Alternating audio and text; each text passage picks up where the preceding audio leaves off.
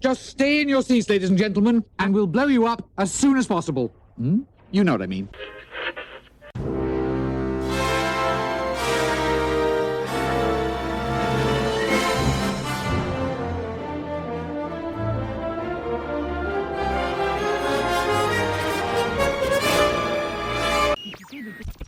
Hey, don't worry about it, bird lady. Just get my tour group together and we're headed on out of here. Here we go.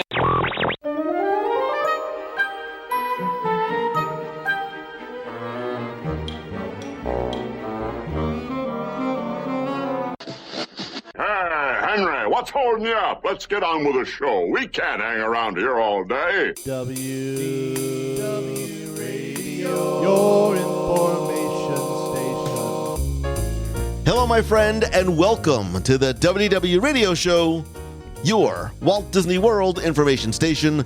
I am your host, Lou Mongello, and this is show number 741.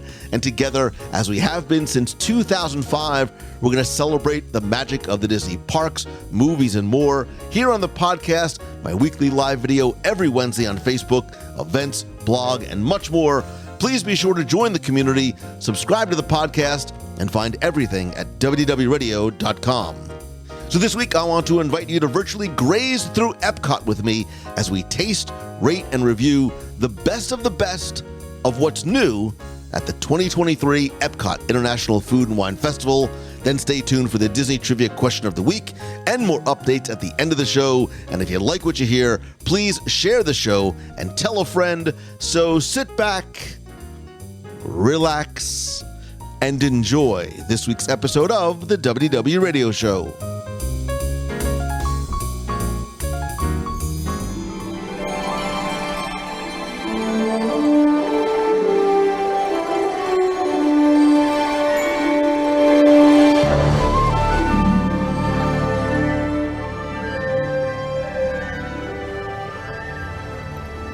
What year did the EPCOT International Food and Wine Festival first begin?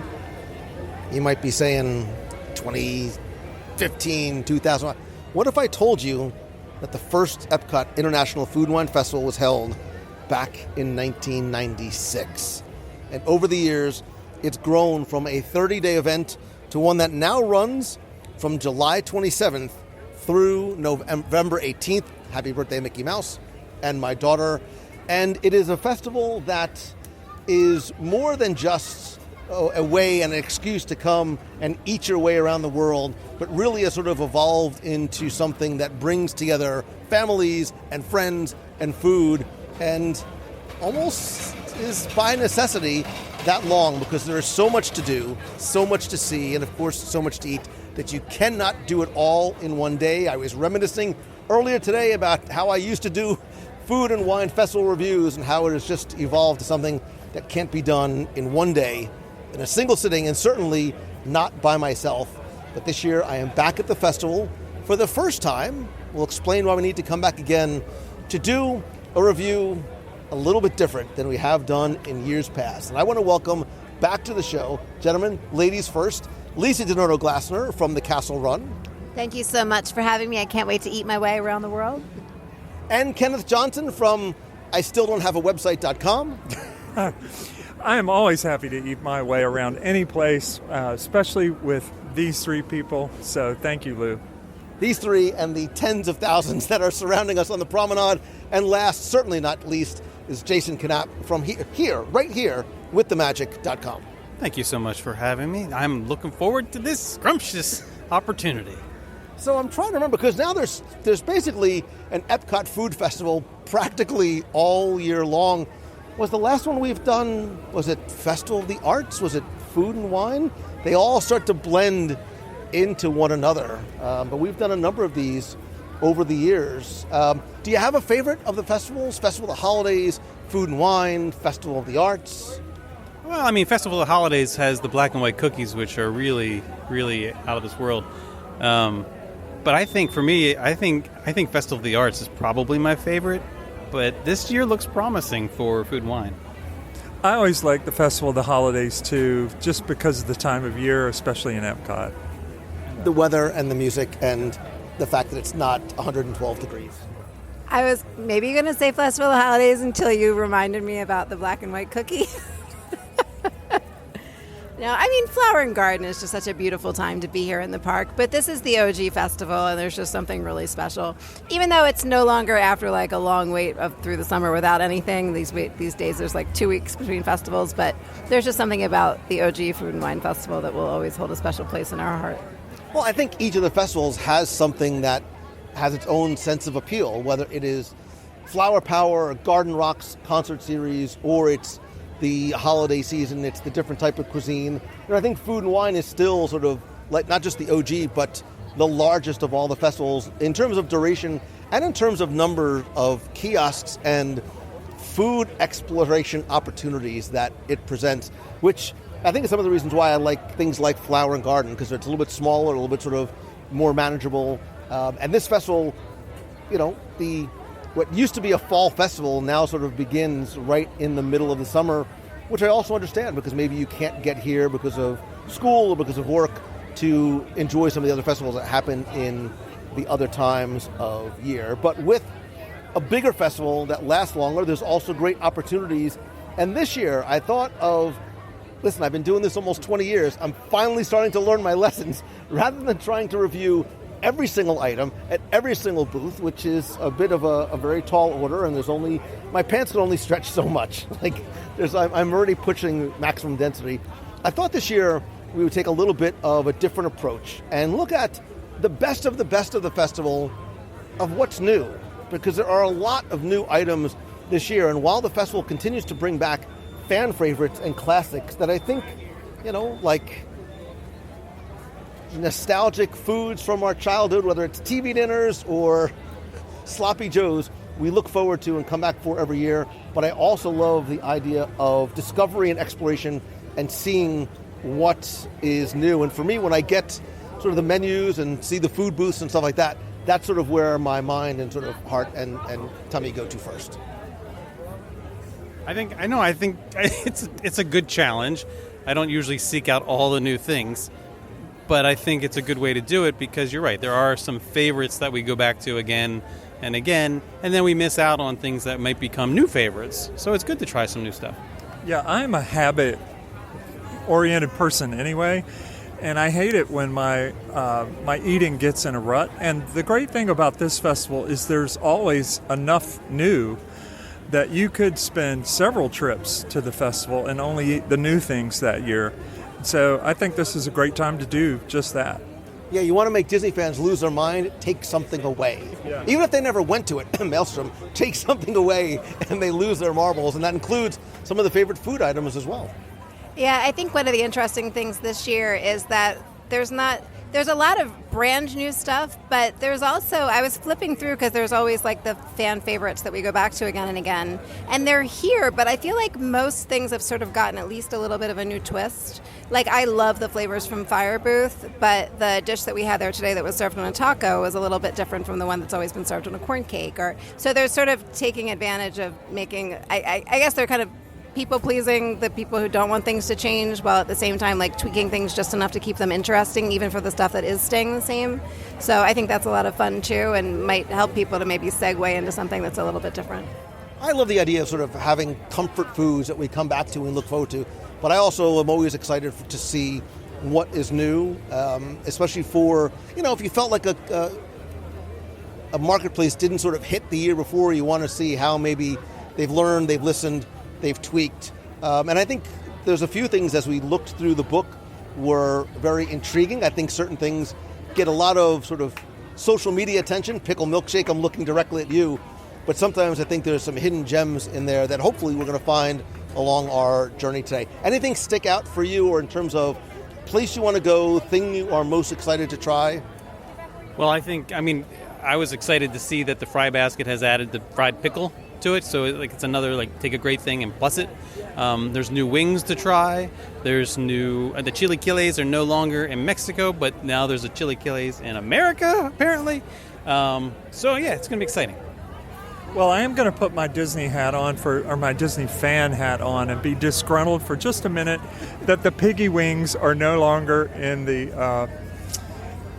my favorite pavilion. But that, be that as it may, I think there is a lot there to try, and I'm looking forward to today. Yeah, I'm super. I think the brewing area now sort of owns the wings, and rightfully so. There's some cool stuff that I'm excited to try. I love cardamom, so I'm super excited to try the orange cardamom wings and the pickle fries, too. I'm excited to see what they do with that. I think I'm just most excited to revisit India, which doesn't necessarily have new things, but considering a number of years ago, we had sort of a very sort of hotly contested debate about the kiosk as a whole and the food that was served there, and we'll see how, if in any way, India has changed. So we're going to sort of seek out the best of what's new and literally eat our way around the world, hopefully in a single day. So with that, let's move on. So we are dodging the rain a little bit and ducked inside the brewing labs at the Odyssey, which is why the background music might sound a little Muppety, because it is. We'll get to the actual brewing lab menu, but first we want to double team flavors from fire and the fry basket. And this year, what's new is the chimichurri marinated I really talk for a living, I swear. Chimichurri marinated skirt steak taco with crushed avocado, grilled corn salsa, pickled red onions, queso fresco, and cilantro lime cream. And also, we think that it sounds new-ish, the spiced chocolate tart with barbecue potato chip crust, salted whiskey caramel, and smoked sea salt. It sounded familiar from an earlier item, but now that we see it, it looks like it's brand new. Yeah. So this is always my favorite booth, so I'm so hungry and super excited to start this. The chimichurri they've always done, but they usually do it on a corn cake, which is usually very good. And this year it's more like a soft taco shell, like a corn shell. And they always do like a spicy chocolate of some sort, because with flavors from fire, it's heat fire and also temperature, like spice fire and temperature fire that they play with. But I think this barbecue chip thing is very different. Flavors from fire, we were saying earlier, like it always seems to deliver like consistency for the festival. It's always my favorite for sure. And there's so many things like the piggy wings from years past that still invade my dreams at night. So I'm really happy that we started here. All right, let's dig in and see if it delivers once again. I like this background thinking music. So, it is not what I call a first date food, no. Because it was delicious, but you're going to wear a little bit of it on your hands, which is sometimes a sign of a really good pizza, a really good cheesesteak. In this case, a really good chimichurri marinated skirt steak taco. That was so good. I'm ready for another. It's so delicious. Like, it's the messiest thing ever because it's very like wet and full of stuff, and then you have to pick up the taco and eat it. So the corn cake that it used to be on is probably a little easier to eat, but it's so good. Okay, I'm going to be a little contrarian on this one, Lou. I thought that the smoked meat lived up to the expectations I have of the booth. I love the pickled onions. I thought there was too much going on in there, though. I think the sour cream and the guacamole were not needed. I think it would have been great with that little corn relish. The pickled onions by itself, that would have been perfect. You're really, like, you're a steak guy. Like, That's your thing. You're going to go in, you're going to have a tomahawk steak for, like, a mid-morning snack. Yeah. So you sort of like your steak, I think. You want to sort of enjoy the meat for the flavor of the meat without all the accoutrements. And to me, that's the point of this booth. But this could have easily been an impossible dish, and I wouldn't have known the difference because most of what you get here is sour cream, guacamole, and, all the fixins. So this one's complicated, but if you really like that kind of thing, then this is your dish. Just for future reference, make sure that when we're cutting these in half, you cut it, because I think Lisa took all the meat and just left you all the stuff. It's like Flavors from Fire rated Pecos Bill's Fixins Bar. It's like, if you're wondering what happened to the Fixins Bar, it's at Flavors from Fire. Yeah, that's definitely right. I thought it was tasty, and I enjoyed the guacamole, but it was a little much. Yeah. Scale of 0 to 5, 1 to 5. 3. Like 3.75 to 4. Everything was good. I think I'm never going to complain about extra avocado, but I mean, it was a lot. I'm sure it varies serving to serving because like that combination of flavors, like avocado and pickled onions and like the queso fresco is like a great combination of things. And maybe it was a little heavy on the avocado for ours, but it's still like a very good flavor combo. Yeah. I give it an early 3. Early threes. I'm gonna 3.14527. Like she's doing pie. Like she's grading like it's pie. Yeah, I think these are 3.5. I'm in the 3.5. So do we want to stay in the booth and go to dessert, or do we want to sort of keep the savory as long as we have it? Do the pickle fries so we don't sort of disrupt the palate. Never turn down pickle fries. I can't imagine eating the chocolate after the pickle fries. So maybe we should finish off the chocolate. Well, that's what I'm saying. Like we go to pickle fries next. So you finish it with chocolate. In terms of, yeah. It's up to Oh, you think you should fry using chocolate then pickles? take over my palate. Yeah. And then I'm not gonna Chocolate first. All right. Because that somehow it's like when you play dodgeball and you're picking players. Somehow this dessert got all the good ingredients. It got the chocolate. It got the smoked Fascinating how your mind works. caramel. It got barbecue chips somehow and whiskey. It's all. I never got picked for dodgeball, so this is bringing up a lot of like uncomfortable memories for me. Let's chop it up and see how the spiced chocolate caramel tart fares. It's a nice sized bar. It's about the length of like a Hershey bar, but it's much thicker. So there's some substance to it. How much were these? What is it on the top? Is that the barbecue? That's the barbecue. No, because it says that's the crust. It says barbecue today chip crust. And the spiced chocolate tart comes in at $4.75, and the steak taco is $6.50. Some unexpected flavors are there. Yeah, like nutmeg or cinnamon, and it's there's a little hint of Christmas in there. There's a little whiskey. You get a little sort of hint of that whiskey. You know, I'm not a sweets guy, but I sort of like the little layers of flavors that are in what is a seemingly simple on the outside chocolate bar. Yeah, and I was a little afraid of the barbecue potato chips, but it works. It really works. The heat on the finish is nice. A little heat on the finish is really nice. Really good. It's a very dense chocolate. It's almost like a fudgy chocolate, but it's not too sweet somehow. And like the barbecue chip crust is really good. It is I love really those. good. I give this on a scale of 1 to 5. I'd say this, for dessert, this is a 5. For a dessert, that's an absolute 5. This is really good. This may beat the Lamington cake. This is that good. This is 5 for sure. I'm hesitant to give a 5 because I want to give some room because we're early in the journey, so I want to give some room to move. But I'll give it a 4.51 just to sort of push it over the head. Okay, that seems fair. I'm just going by my memory of other desserts at the festival. This has got to be near the top. I mean, I know this booth well enough to rate it highly with confidence, so I'm going in with a 5 on this. Yeah. I would eat a bag of the barbecue chip sweet thing that's on top. I would eat a bag of that. It reminds me of when you get the sweet and salty popcorn. Yeah.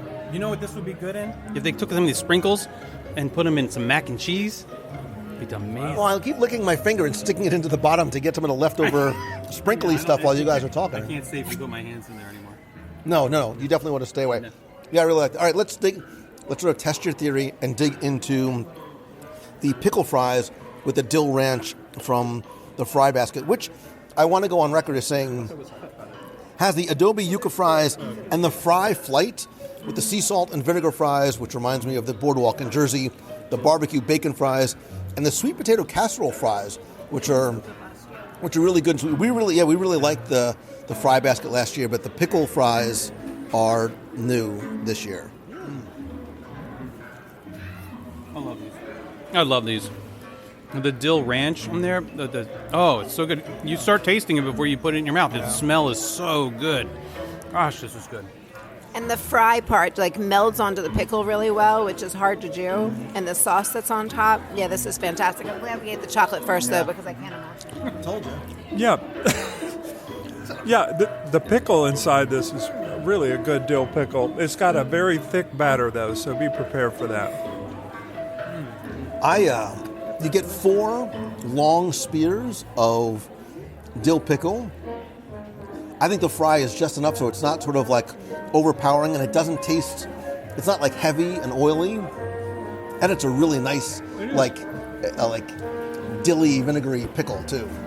I would not call it a headliner attraction, but for what it is, it's delicious. We have to speak of something else, that the Fry Basket in general that experience is great, and it's super portable. They give you those little carrying case that comes with it, and the cones. It's wonderful, wonderful thing to get everything. Go to the Fry Basket and get everything. Yucca fries, if they're on a menu somewhere that you're eating in Disney, get them because they are so good everywhere. So they're great here too. And like you were saying, like that fry flight, we didn't get it today because we have a lot of eating to do and we already know it's fantastic. But it goes from good to better. It's like Jason and I are from the Maryland area, and it's like Thrashers. It's Thrashers, Ocean City. Thrashers, Boardwalk, fries. Oh boy, it's so good. Fry Basket's an overall winner. It is. It's an overall winner, and I like that because it's fries. Like it's super shareables too. Like you get everything, and like we're doing here, you share it among, in my case, yourself, or in your case, friends. Yeah, this Rate it. absolutely fantastic. Rating Rate the pickle. 1 to 5 in the category. I'm going to give it a 4. Like a strong 4. And only because it's not like the most unique food in the world, but it's as what it is, it's perfect. No, but I count myself as a fried pickle connoisseur, and as fried pickles go, this is a significant, substantive fried pickle. This is a 5 in the fried pickle category. In the category of fried pickles, it's a 5. In a category of food and wine, Jason's coming back, hanging out. Are you coming and are you making a beeline for the pickle?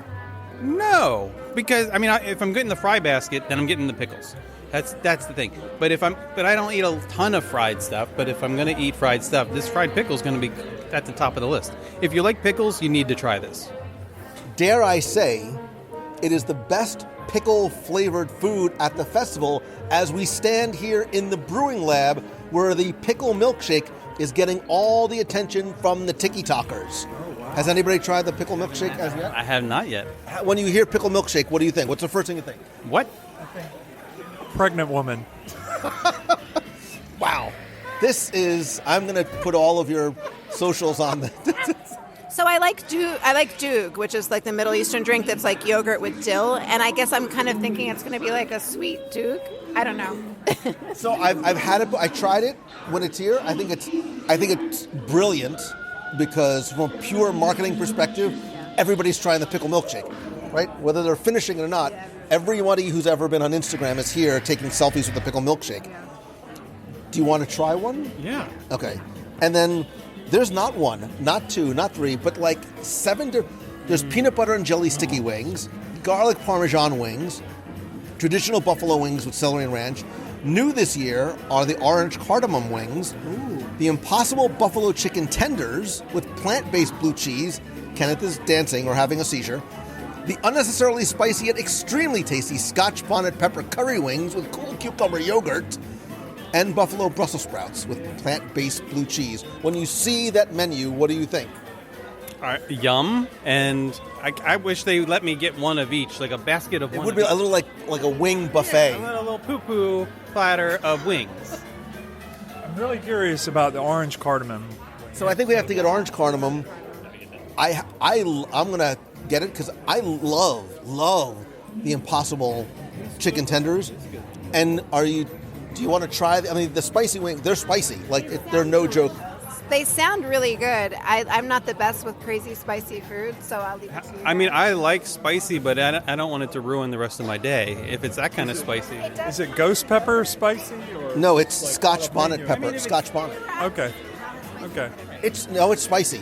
Is it like Disney? Did you not see my video? Did you not watch my live video? Is it Disney? I do a podcast too. No, it's spicy. Oh. See, now I have to get it because now you guys are questioning the spiciness. Yeah, we have to get it. Okay. Let you get one of each. And we're going to get a pickle milkshake because we have to just, do as the tiki-talkers do. We'll take one for the community. For all of you out there who might be afraid to try this wing, is it too spicy? We'll try it. God for Kenneth. He's so giving. It's huggable. I'm a giver. So we had one job, but we came back with extras because in addition to the pickle milkshake, I really like the frozen fusion, which is Twinings pomegranate and raspberry herbal tea fused with orange ice cream molecules, almost like little boba pearls on top. These are both non-alcoholic options. I highly suggest we save the spicy for last because it is going to impact your palate. So these are the orange cardamom. These are the Impossible. I think we should do it in that order. This way, sort of increase in levels of spiciness. So, ladies first, orange cardamom. By ladies first, I meant all of you. Just dig in. Let's just see what we have. To borrow from the Colonel that it's finger licking good, while Kenneth is indulging in his second wing. It literally is finger licking good. I wish I was recording as you were tasting because you all made the yummy sound. Well, the lip smacking's amazing. It's so good. It's delicious. I was so excited to eat this. I love cardamom, but it's better than I expected it to be. It's even better than I expected it to be. And there's like the wonderful little sweetness. We were just saying, like, what is the orange? It's like an orange marmalade almost with the cardamom. Nice, well-cooked, super juicy wings. Kenneth is still licking his fingers. Yes. They're amazing. They're delicious. I can't imagine anything's better than that. 5 across the board? It's a 5. Yeah, it's for wings, it's a 5. And I think even among the festival foods, it's a 5. Have you guys had the peanut butter wings here before? Yeah, peanut butter jelly. The peanut butter, it almost sounds like it's a goof or something for kids. They're actually really tasty, too. Like, we didn't get them again because we're trying to hit some of the new things. But I think, like, we'll get to the other ones, but the wings here, they work. Like, they're good wings just in general. I think the orange cardamom does what the peanut butter and jelly wing was trying to do even better. I mean, they're different flavors, but like this, like I was saying, I was trying to figure out what the orange was, and you said it's just orange marmalade. It's that rich orange, but then it also has the cardamom. The peanut butter and jelly was good, but this is like spot on. It's funny because as you're talking, I'm watching Kenneth's eyes look to yours and then down at the wing again. Like there's one wing left, and Kenneth is wondering, yes, you are more than, unless you want to fight Jason's there's so much here to try. I think I should pace myself. All right, we'll have that wing while we're cutting into the Impossible Buffalo Chicken Tenders, plant-based blue cheese, plant-based ranch, and celery. First things first, you get 1, 2 things, like about 6 wings here. For the buffalo, you get 1, 2, 3, 4 sort of large, tender size, obviously boneless pieces. And 2 big pieces. And 2 big pieces of celery. So there's one for each of us, so dig in. So it's I'm getting choked up. I'm getting a little verklempt. It's obviously like there's legitimate spice on it. I'm not normally somebody who defaults to Impossible, but I really like the flavor and I really like the texture of it too. And I like the fact that there's a level of heat, so you get, it's not sort of, we were talking before, like Disney heat, like there's legit heat. No, it's good heat. And if you are familiar with the Morningstar buffalo wings, these are better than those and a little spicier than those, but these are really good, delicious. Yeah, I mean it's just a very solid buffalo chicken tender that happens to be meatless. Like it's delicious. Like I wouldn't know that it was Impossible unless you told me. Like I think it's because sometimes the non-meat meats, there's a texture issue, which I don't find here. Have you ever had a Burger King chicken sandwich? Oh, I love those. When I was a kid. This is the Burger King chicken sandwich with buffalo sauce. That's it. That's why I loved it. When I was a kid, we gotta go to Burger King. I haven't had one of those in years. You're 100% right. That's what it is. I do. I dig it. I really like that one. Like I would come back and get it again, which is why I ordered it, even after having tried it before. Quick rating? 3. I'll give it a 3. It's good, but it's not like a... It's not your favorite. If I really want to say 2.5. Yeah. No, it's good. If I was here on a plant-based diet and I was looking for something good, it's delicious. It just tastes like a buffalo wing to me, which is usually more than... I'm usually looking for something a little bit more different if I'm here, but if you're plant-based and you want something good, it tastes delicious. But this is nice because it's not just plant-based for plant-based sake. It's a legitimate contender with the other items on the menu, and for people who are plant-based, this is a really, really not like don't miss this. Don't miss this. Yeah, I'd say 2.5. And the celery, no one ate the celery. Nobody ate the celery because that's silly. I like it. Like I said, I rate it a little bit higher. I think I'm more like in the 3.5 kind of range. But if you thought the Buffalo Impossible tender was spicy, you need to try the unnecessarily spicy yet extremely tasty Scotch bonnet pepper curry wing with cool cucumber yogurt. You can almost see as you look at it, like there's going to be some heat on here. It's like Mission Space Orange. That kid just had a taste. He just had. Yeah, Do not feed this to your kids. Mission Space for sure. And what you're saying, this is the intense training option. I mean, it's a pretty angry-looking curry. I thought that the yogurt was going to be on the side, so you could like dip it to cut the heat, but it's just sort of drizzled on top, so you don't really have enough control over where the yogurt It's is. like having one lifeboat on the Titanic. This is not recommended. So we did get a little extra side of ranch sauce just in case. All right. Bon appetit. You were going to go for the little. Of course I am. Are you more of are you a wing guy or a drumstick guy? I'm a wing guy. I like wings. I like the flats. I like a drum. You like a drum? I'm going to hold off because I want to sort of capture the initial reaction as it's happening. Lisa just walked away. Is it outrageous? I'm afraid of it, honestly. I'm not afraid of anything. You're my hero. I am afraid of this. Let's see.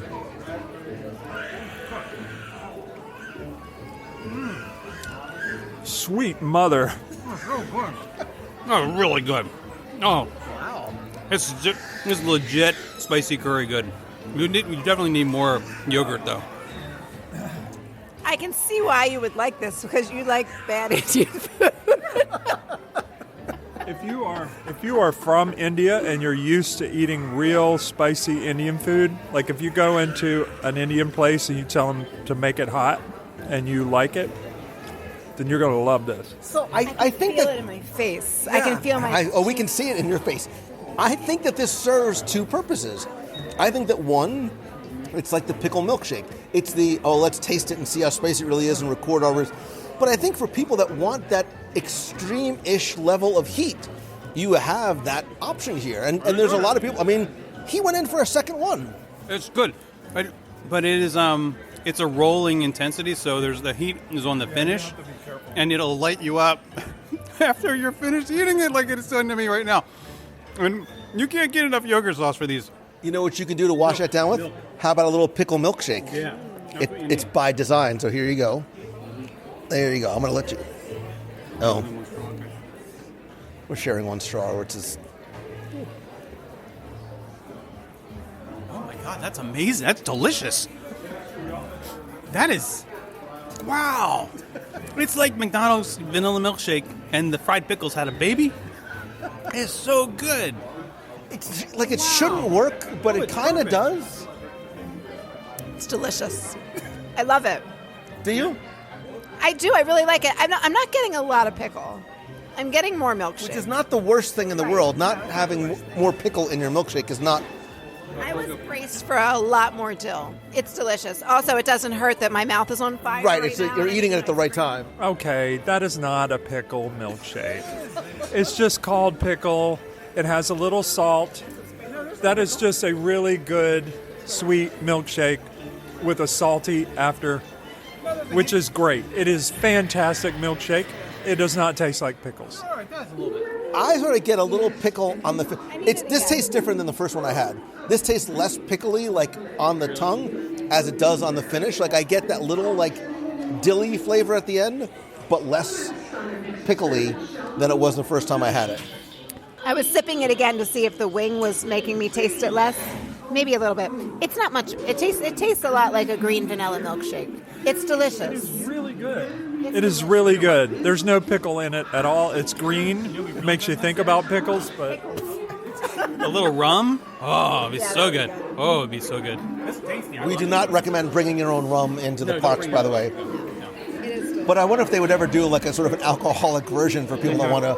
They need to. Next year they need to. Yeah, like the green milk. Yeah. Like you can get tequila in the green milk. You can get that green milk. Take a sip of the frozen fusion as the final... I'm going to recommend the pickle milkshake. Wow.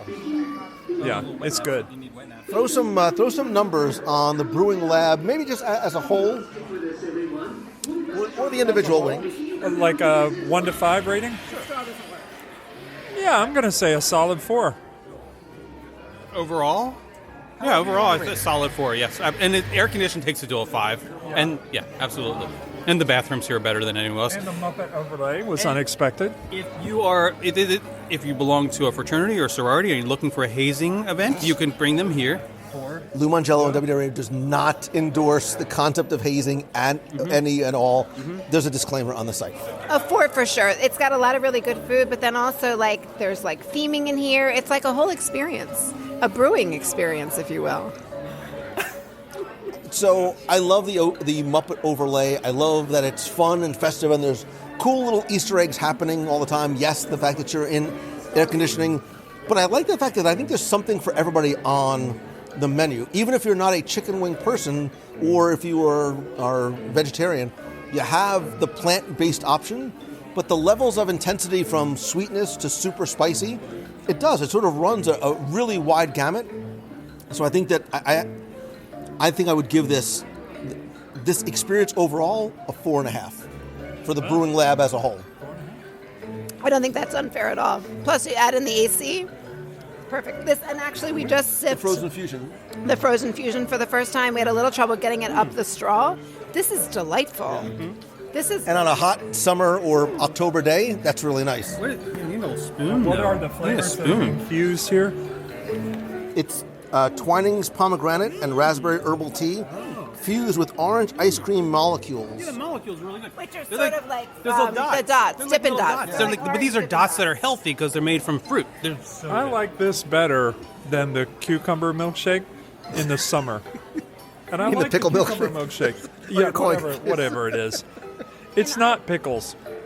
But whatever this was, I like this better. It's light and it's refreshing. It's a nice sort of walk-around summery drink. Yeah, I mean, I'm not going to pick up a milkshake in the middle of the day usually, no matter. I mean, if I was here on vacation and just wanted a treat, the pickle milkshake is delicious.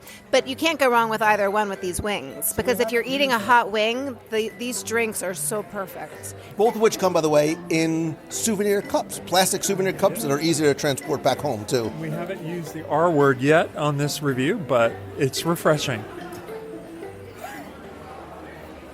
And while dodging the rain inside of Starbucks, we just ran into my new dear friend, Joanna from Long Island. Good to see you. Very good to see you, too. You have been doing EPCOT right. You came here for food and wine. Tell me, what is the best thing that you ate on your journey around the world? Oh, you can't go wrong with Ireland. We love the fisherman seafood pie. That was amazing. Which is wonderful on a really hot day in August in Florida. Exactly. So why not go for it? It was delicious. We love chicken tikka masala was delicious. We love the bao buns. I mean, so the bao buns I think are new this year. I think we're going to we're about to make our way out. We're going to hit the bao buns. We're going to have to hit India. My husband's favorite is the lamb chops from Australia. Yeah. That's always like a returning favorite for a lot of people. That's his favorite. Again, it could cool down a little bit more. Maybe we're ready for the lamb. And, I mean, you can't go wrong with almost anything. What'd you wash it down with? Cooper's beer in Australia is good. The flights in Germany, very good. We love, oh my gosh. We went to Rose and Crown, and we had a snake bite. Okay. That was delicious. We're bonding because you love everything, so you're doing. It's hard. It's hard to pick something. We love food, so we love everything. We're big foodies, like yourself. Yeah, I can't wait to get out and do it. It's so nice to meet you. So nice to meet you. This is a pleasure, a real pleasure. Our journey around the world takes us to China, where there are 3 things on the menu. The pan-fried chicken dumplings are back once again. The dan dan noodles, which is a spicy pork with Sichuan sauce and peanut butter and sesame, which I've loved in the past. And new this year is the crispy duck bao bun with hoisin sauce. It comes in at $8.25. It is a single bao bun with a piece of duck in it. And I know duck is not everybody's sort of cup of duck. I actually really enjoy it. Favorite meat other than beef. Yeah? I love duck. Have you been to China? Have you actually been, not to China, the pavilion, China, the country? No, I haven't. I'd love to go. We need to go from here to China and actually having like real like Peking duck in Beijing. I love to Look, I dig me a good bao bun, and I'm intrigued with the idea of duck. I dig duck as well. So, as they say in China, dig in. All right.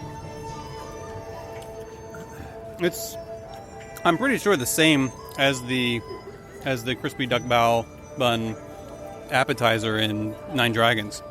But you get more. You should get a lot more with that, but it's more expensive. I think it's like $18 appetizer, and you get like 4 different bao. This is tasty. Really good. And there's no gaminess to the duck at all. Like if you didn't sort of know it was duck, you almost wouldn't be able to tell that it's duck. Yeah, I can be a little funny about duck, and it's not greasy at all. It actually has a little bit of the skin on it, which I thought it might make it a little greasy, but it's not at all. It's delicious, and the bao is really fluffy. And like we were saying, like the hoisin on it is really good. If you're a fan of like mushu from like a Chinese spot, like you would love this. It's that same kind of like sweet and salty vibe. Skin is the best part. Yeah, so this is duck breast, which is probably why you're finding it a little more mild. There's not much to eat on a duck. It's really just the legs and thighs and then a tiny bit of meat on the breast, and that's what this is. It's very, very, very good. Yeah. I like the sweet hoisin sauce on it too. I think there's nothing, it's a super accessible, easy dish. Like everything on here, other than the don don noodles can be a little bit spicy. Is it spicy, or am I reactivating the curry from the wing? You still have some wing on your face from before. No, I didn't find it. Okay. I don't find it spicy at all. I actually find it a little sweet, which is why it was nice. And sometimes too with bao, the bao can sometimes overpower because it's just so much sort of like heavy doughiness and not like this at all. I like this. I would go. My first inclination was to give it like a 4, but I want to sort of give room for others. I'd give it a 3.85. Yeah, it's good. It's good. I'm not gonna run to this booth specifically, but it's tasty. It's the same thing. I would give it a 3.5. It's delicious, but it's not like something I would specifically come here for, only because you can get it. It's not that unique, but it's delicious. It's a nice new addition to the booth. Yeah, I would go 3.5 on this. It's better to me than the chimichurri thing that we had earlier from you gotta let it go, man. You got it. It's better than that, but yeah, it's good. Still, Kenneth is very bitter about all the accessories on his chimichurri. The accoutrements are really annoying him today. It was too much. That's all I'm saying. As we continue to circle the promenade, we've made our way from China to India, where I don't believe any of this is new this year, but it's sort of new to us. We didn't actually hit India last time, and it may be due to what I like to refer to as the incident a number of years ago. We're literally at the same table where many festivals ago there was a bit of a disagreement. Refresh our recollection, a bit of a disagreement in terms of India and its offerings. Well, I have to say, Lou, I'm already off to a little bit of a shaky start because the music here in India is exactly the same as it was in China. So I'm wondering just how realistic this experience is bound to be. That's all I'm saying. Well, as our listeners may remember, one of us enjoyed the India offerings, and another person didn't really have much nice things to say. So who was it that enjoyed India? I enjoyed it thoroughly, with the caveat being that it wasn't like the most authentic version of it, but I found it very accessible from an Indian food perspective. And in terms of who may have not enjoyed it as much, I mean, without sort of naming names, but by name? It rhymes with Misa. I love good Indian food. I do. But I try to be honest, and I have not in the past loved the offerings at this particular booth because I don't think that they've tasted very good. Well, I think this is good. And this is why I love to do the reviews live, like unedited, unscripted. Let's see if India in your mind, eyes, heart, and little tummy has redeemed itself. Jason's already dancing. He's dancing like Tickle Me Elmo, if you remember that far back. Because you like India a lot. This was like you were like very high on us coming back to India. Oh yeah. This is all good. The samosak's good. The they don't say it's paneer, but it is. The curry spice crispy cheese is a fried paneer, and then there's the chicken tikka masala, which is probably my least favorite of the favorites. But tikka masala, again, is in terms of accessible Indian food. I think for a lot of people, tikka masala is the entry point into dipping your toe into the waters. It's the gateway Indian food, yes. Same thing with samosas. Like I like a really nice potato and pea samosa, which can be a little spicy, right? I think sometimes that's where Indian food potentially frightens people because it sort of has a reputation of being spicy. Or if you don't like curry, there's a lot of sort of curry-based flavors. I'm really intrigued to try the curry-spiced crispy cheese with mango curry ketchup. They look like little mozzarella sticks. I mean, there's no other way to describe them. So why don't we start? Why don't we start there? Dip, ladies first, please. Plus, we want to capture the reaction. Just as I'm going to try it first without any of the ketchup. They need to be hot. They need to be warmer. They're not as warm as they usually are, because when you get them sort of fresh out of the fryer, they're still a little bit soft inside too. The paneer's softer inside, and you get a little more crunch with it. And these maybe have been sitting not under a heat lamp for a bit, but for me, the star here is actually the curry ketchup. I love that curry ketchup. Is that Havarti cheese? No. What is it? Paneer. Okay. It's fine. It looks like a French toast stick. That's what it looks like. And it's sort of like, it's like a mozzarella stick made with paneer, I guess. I mean, It's like a very dense It's very mozzarella dense. stick. Yeah. Again, in terms of, it's a very easy dish, right? There's nothing spicy to it. There's nothing. If you want to say I ate Indian food, this is the one. This is the item to get. And kids would like this, but it's not as good as last year. But I have a feeling it's because of the temperature. We're also outside, like in the immediate post rain, as we're walking around. So yeah, it might have. I think it's. I mean, it's a. I think if you have kids, it's a great thing. It's if you want to sort of walk around and share something snackable. That's it. I probably wouldn't come back specifically for this. So, Given the choice between this and the fried pickles, if you just wanted a little something fried to nosh on, I think the fried pickles are like a no-brainer. Right. This is like a 1.5. These are fine. Yeah. They're fine. There's nothing wrong with them. I think, the fried pickles were much better. Yeah. But these are good. They're fine. Yeah. I agree. There's nothing wrong with them, but you're right. I wouldn't come back for it. So we're going to go into the potato and pea samosas. These are covered in a coriander lime cream.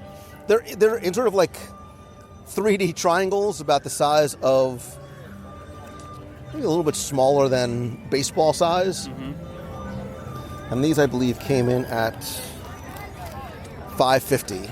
This is a really good deal because the samosa, they're large samosa. They're not like little cocktail samosas. And so one person could get this and you would be full off of these two samosa. That's how much is going on inside of here. What do you guys think? Yeah. Okay. I have to admit, this is good. And it doesn't even have any meat in it. It's not vegan. I don't think it's vegan, but it would be vegetarian, yeah? It would be vegetarian. Yeah. Actually, it has a little leaf next to it. So that means it's the cream must be something that's plant-based or friendly, but coriander this lime is cream. this is lovely. It has the teeniest bit of heat, like the tiniest bit of heat. I mean, don't avoid it for that reason at all, but it does have like a pepper, almost like a little bit of pepper. Which is why I like it. Like I was afraid, because a lot of times samosas will have a bit of heat to it, and I was afraid it might have been toned down. It's not. There's just enough sort of sitting on your tongue that leaves this like residual flavor that that's really good. Yeah, that's I like that a lot. Yeah.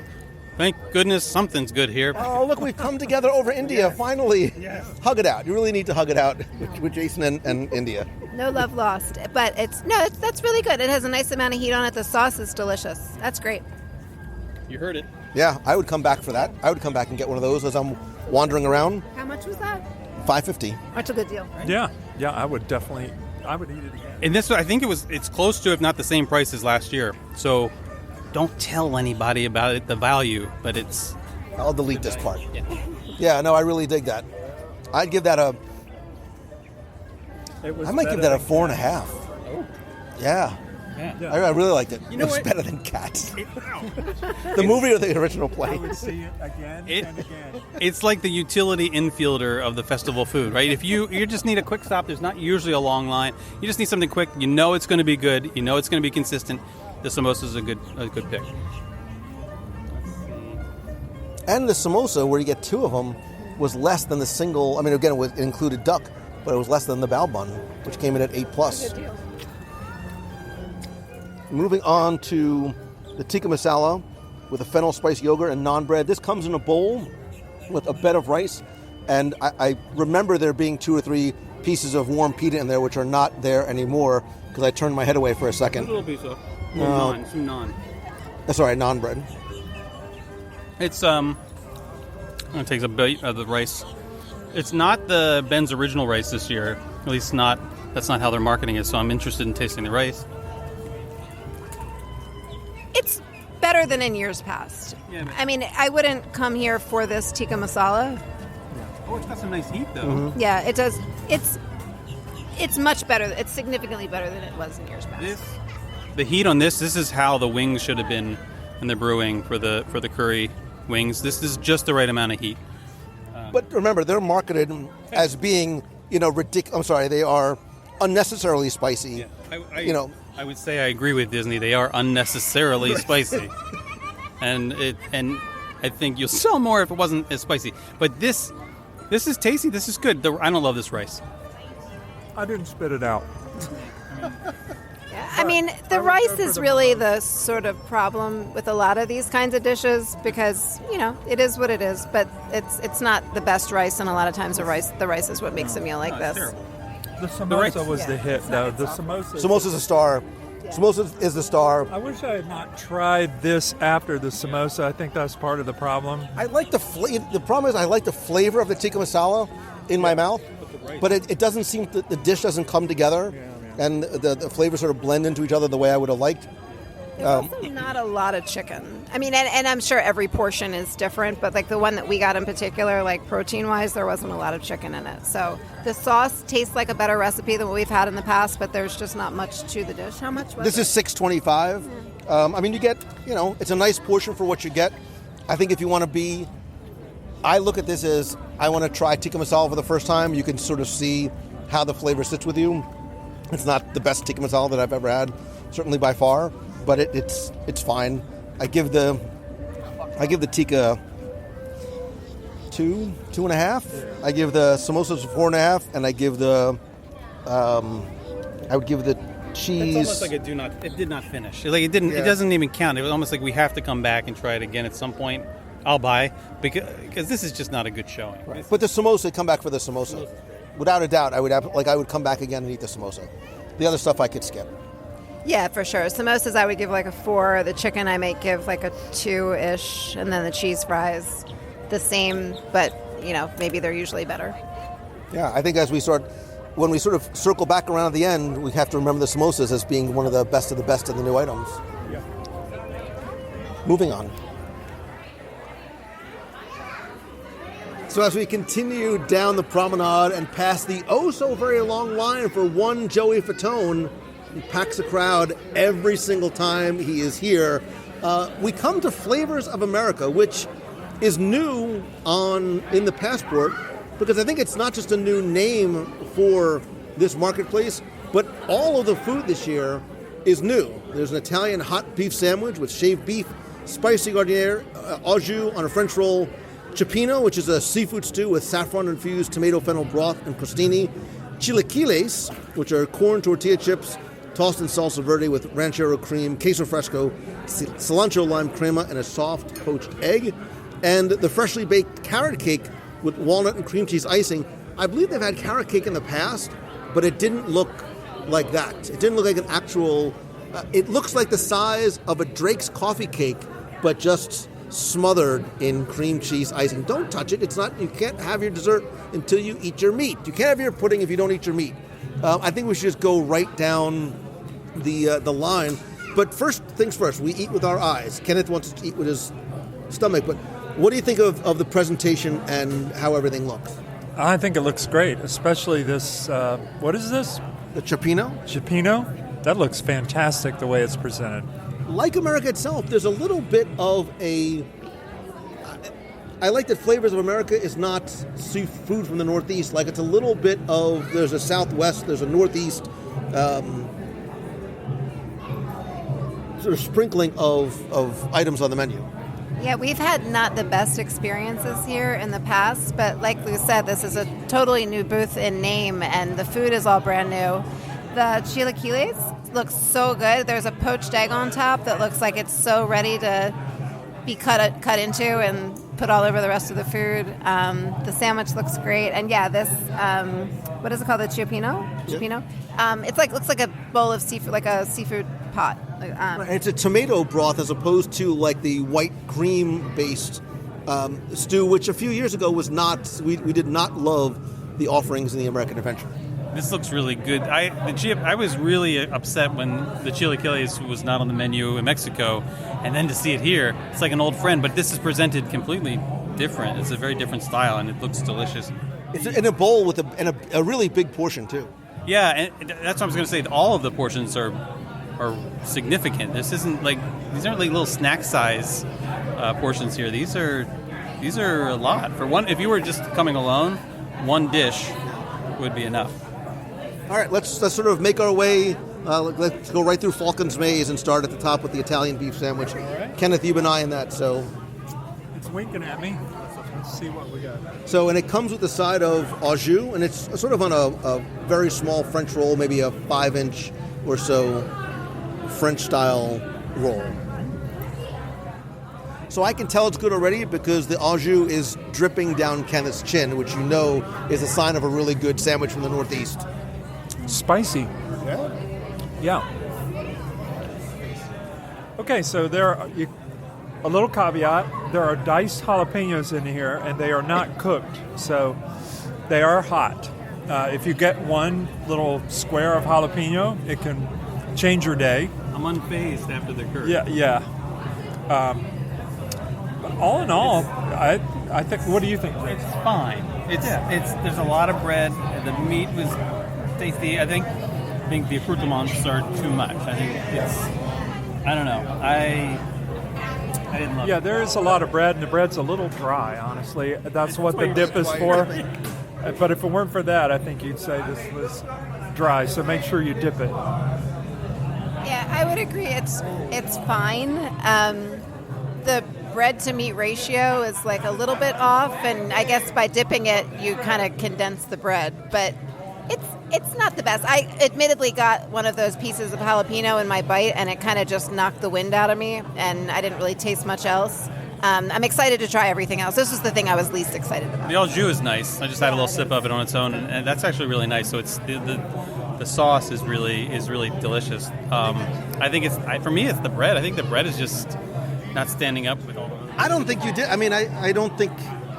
Like, you've got to dip it in there. Like, you got to let it in, and you got to let it soak to the point. It's like a Nathan's hot dog eating contest. Like, the bread is almost sort of a vehicle just to sort of get the other stuff in your mouth. I think there's a lot of it, but once you dip it in there, it takes a little away. Like, coming from the Northeast, like, I've had these types of sandwiches before. I think it's like a 3. I think I'd probably give it a 3. But if you just try and eat it without dipping in the au jus, it's going to taste like a very dry, it's not like if you go to and get it like an Italian hot beef sandwich where they literally, oftentimes, they take the whole thing and they dip it in the jus. Have you been to? That'd be the way to go. It's like a Portillo's, like an Italian beef sandwich where they'll actually take it and they'll dip the whole thing in the jus. Again, not a first date food, but it's the way it's supposed to be. That would be the way to go with this, I think. Yeah. Because it's hard to dip this because there's a lot of stuff on top of the sandwich, so when you dip it, it all falls off. So it's okay. Jason just started drinking the jus, so. I did. All right, move on to the seafood stew, the cioppino with the tomato fennel broth. You see that there's a couple of large shrimp, scallops, clams, mussels, and a couple of pieces of like a crostini bread. So, Jason, you took the first bite and you made the yummy sound. Oh, it's delicious, and the tomato broth is almost like a tomato soup. Not taste, but the consistency. The flavors are great. It's perfectly salted. Everything is balanced. The bread is just soaking up the sauce perfectly. The mussels are good. I don't know what the fish was. There was a fish in there, some white fish. I don't know what that was, but it was great. Everything's good. This is delicious. I don't know how they're mass producing something this good that's seafood, but yeah, like Jason said, it's almost like not quite a marinara sauce consistency, but like a really thick tomato soup. kind of consistency, and then you've got the crostini and all of the seafood. I had a shrimp and some of the others, and it's cooked beautifully. Yeah, and again, the portion size here and what's in it, the shrimp and scallops, this is not, inexpensive ingredients, and there's a lot of it here. So this comes in at $7.50. This is the one that I was most sort of concerned about, just based on the seafood stews that we've had in the past. It's a warm day in the end of August.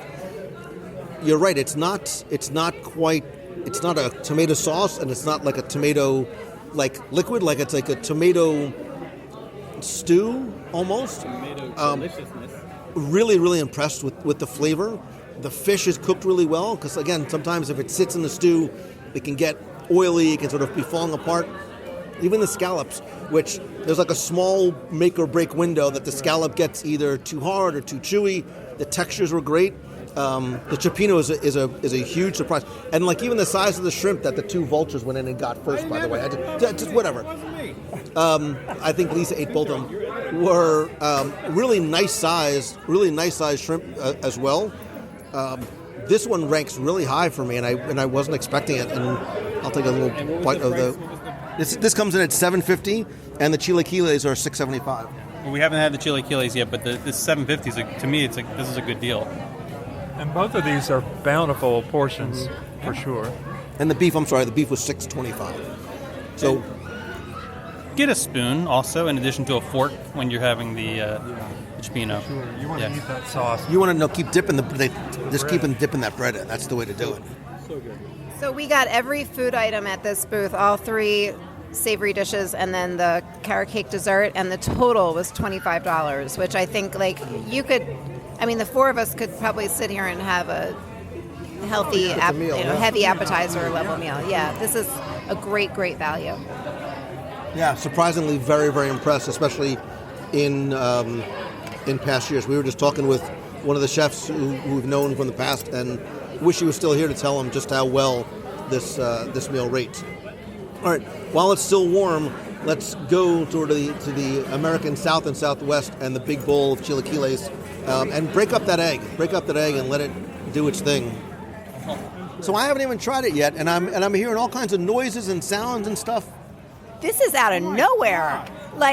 This is delicious. The poached egg is so good. The chicken has such good flavor. It's definitely reminiscent of something that you would get at the Mexico booth, but it's more Southwest. This is delicious. And what is that, like a chip? I don't care. Yeah, it's a tortilla. It's a tortilla chip, and there's a salsa verde in it. And the one thing I would say is I wish the poached egg had been more runny, but still the flavor profile in here is amazing. It's really good. I also wish we had tried this first while it was still really hot. I'm actually glad that we waited, because I feel like letting the tortilla chips get a little soggy actually made it better. It's a little easier to eat without having to make it mess with the chips. This is amazing. If it was just me eating alone, I would be whipping this up all together, stirring it all up and getting all the flavors all mixed up. It's so good. I think the move here would be to ask for the chips on the side and dip those chips in there while they're crispy. I don't know. I'd rather have a crispy chip, I think. But this is the way it's supposed to. Yeah. This is delicious. To me, it's the soggy chip that makes it. It's like, when a thick tortilla chip sits in its sauce for a certain amount of time, and it becomes this crunchy but soft. That's what it's like, a pile of that with this really good chicken on top. And it's not an extremely runny yolk, but I can't even poach one egg well at home. So the fact that they're cranking it's like a soft-boiled egg. Yeah, it's a soft-boiled egg, which is exactly what it's supposed to be. Poaching eggs is a little delicate of an operation for a venue like this, so I'm not going to give them really low marks for that, but it was delicious. So there's a ton of chicken on there, first and foremost, right? You talked about your feelings earlier about the taco that had too many accessories inside. This is filled with chicken. I absolutely love that queso fresco and that chili lime crema. Sorry, the cilantro lime crema. It's not spicy at all, so there's no issues in terms of levels of spice. Really, that is a dish that, again, like you said, you would imagine it being served in the Mexico booth. I love the fact that America's embracing sort of all these different flavors. That's killer. That's really killer. Before you eat it, stir it up, because there's the salsa verde on one side, and then there's cilantro all in one spot, and then you've got that poached egg sitting up on top. I think you kind of have to eat around it to get all the flavors, so I'd suggest kind of mixing it up a little bit before you start. Yeah, so there's a salsa verde, a queso fresco, and a cilantro lime crema, and the soft poached egg, like all in here. It blends together seamlessly, but like Ken has said, I guess it's in different parts of the dish, so kind of mix up your bites. But this is a major, major standout for me. And it's definitely more Southwestern than Mexican. Like it tastes like a Southwestern dish. Yeah, this is Arizona. This is one of the best things I've eaten. It's a 5. That's my first 5. Like, it's a 5 no matter what comes after. This is a surprise, a really pleasant surprise. It's really good. I do say, though, I think you do let it sit for a little bit and let it get a little soft, and then you eat it. And don't go in while I think that salsa verde is on the bottom. So 2 pavilions that we had low expectations for today. It's okay. It's beer. That's all right. It's America. I should have beer running down my leg. She wore just as much as you did, so it's all good. Yeah, I think 2 pavilions that we had low expectations for today got on the board. With India, with that samosa, and this is yeah, America. You outdid yourself this year. I mean, really, sort of the best of what they've had in festivals in recent year memory. Like, I don't remember being this impressed with an item at a festival in the America Pavilion as I have been with that. They've tried a lot recently. Last year we were talking, I think it was last year, that they did a booth outside and then they also did something indoors, like where Voices of Liberty normally sings in the Rotunda. And yeah, I mean, there's been stuff that's fine, but this is fantastic. And not only is it really good, but it's like a lot of times you eat something here and you're like, well, it tastes good, but I could get it anywhere. And it's $6.75. Like, I would come back specifically to eat that. Under $7, that's a great value. Like, anywhere that's a great value, especially in Disney. But let's wash it down with a little bit of carrot cake. I'll just lick the beer off your leg. It's $1.75, by the way. Well, you go. You know what? I take that back. I'm gonna have one more. Like, I don't want to let any of this chili keep. It's a really big portion too, by the way. The carrot cake. Ooh. Hashtag not a sweets guy. I really like the density of the carrot cake. That you said it's filled with stuff, right? You can taste the nut in every bite. The cream cheese frosting is sweet, but not overly so that it overpowers. And there's that little hint of like spice. There's like a fall spice that's sort of sitting in my mouth that I really, really like the flavor of. Yeah, it definitely has an autumn vibe. It's about the size of like a healthy hockey puck. As opposed to a sickly hockey puck. Yeah. And it's in like a pool of the icing. The icing to me is a little sweet, but you can kind of, take more or less as you see fit. And it's almost... By the way, Jason just literally licked a giant wad of it off of his fingers. It's like the stuff you get like, in the tube with the grams, like the cinnamon rolls that you put... It's better than that. The cream cheese one, not the regular one. No, it's really good. And like it's almost like... It's better than a fruitcake, but it's like that full of stuff. It's like... What I really like is the pecans in it. And, I eat a lot. I'm from the South, so I eat a lot of Southern cakes. And this one, I would put with the best of them. Honestly, I could just keep eating them. This is great. My eyes are bugging out because you're the Southern pie guy. Like, we have this on record. You love your Southern pies. Talking about a cake in Disney from the festival that's holding its own. It's really, really good.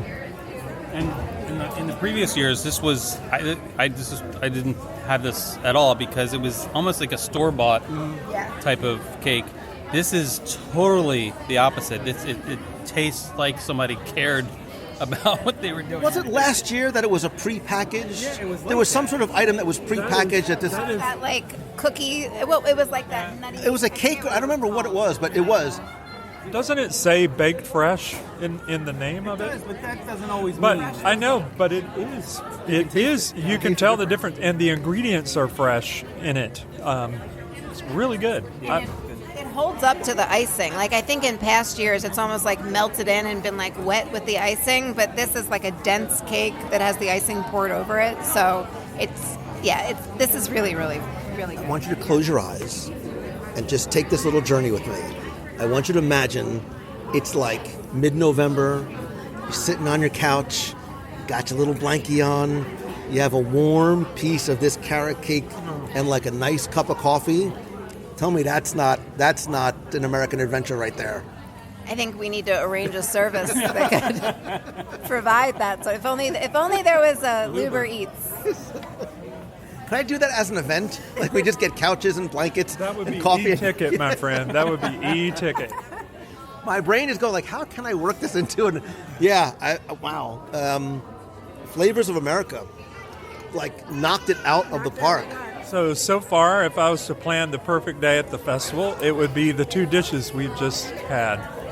Yeah. The last two we've just had. Also, we're in this beautiful, like, covered area behind where the booth is, with people buzzing about. It's a nice space to be in if it's raining or a little bit hot. Yeah, this booth came out of nowhere and hit it out of the park. And mind you, it's 97 degrees. It's incredibly humid. In a month or two, when it's cooler, this is going to taste even better. Well, not these particular dishes, but you mean getting it. Getting then. this, Yeah. yes. It's. I can't say enough good things about it, and we've already said a lot. I would get another one of these. Like, I know we have more to do. That's that good. Even if I was full, I'd want another chilaquile. That's how good this is. So good. The chilaquiles and the carrot cake, and then the cioppino is next. The sandwich is probably, if you had to sort of rank it, yeah. But you can get those other three and that's it. That's your meal right there. So far our reviews have been a tribute to all nations, but mostly American. Well done. Yeah, I'm very, very, very impressed with Flavors of America, and we're going to leave here and head to my favorite pavilion. So let's see if Japan is that's what's hard about doing these reviews, right? Because as time goes on, and it's sort of this roller coaster of flavors and emotions, and then as you start to get more full, it's hard for certain things to really... That's what I mean. I think that's why it's even more impressive, because we've eaten a lot, and this is such a standout. Yeah, that's true. I mean, I came in so hungry, so the first few dishes had a little bit of an advantage. This is all just because it tastes good. Making our way to Japan, you may or may not be able to hear the ambient sounds of Joey Fatone in concert in Tokyo in the background, but we decided to try two of the new items this year and wash it down with a sake passion cocktail, which is served in a tall champagne flute. The fire taiko roll is a sushi roll with spicy tuna, cucumber, pickled daikon radish served with a spicy sauce. There's 3 pieces of roll with that, and then we also had the beef wagyu don, which is traditional Japanese rice bowl with American wagyu beef, which seems like it's a bit of a contradiction because wagyu, I guess, by definition is Japanese, but that is also served with a spicy sauce, also some pickled radish, and some onions, and it looks like a teeny tiny little, it looks like a soy-soaked, maybe like a quail egg. Why don't we start with the sushi first and then make our way to the wagyu don. So the sushi came with 3 pieces. Because you were my friends and my guests, I did not make you share it with me or cut them in half. But Kenneth? I'm giving this high marks. It is spicy tuna, but I think it's sort of light on the spicy tuna, wouldn't you say, Jason? I think it's unremarkable. I like it. One of the reasons I like it is because I really like daikon radish, and it had that in there. Yeah, it's a typical good tuna roll. It's not very spicy, but it tastes good. But yeah, the thing that makes it a little bit unique is that the pickled daikon that's in there gives it a nice little bit of crunch and a little bit of extra flavor. Again, it's not the kind of thing I would come to this festival specifically for, but it's a nice plate of sushi.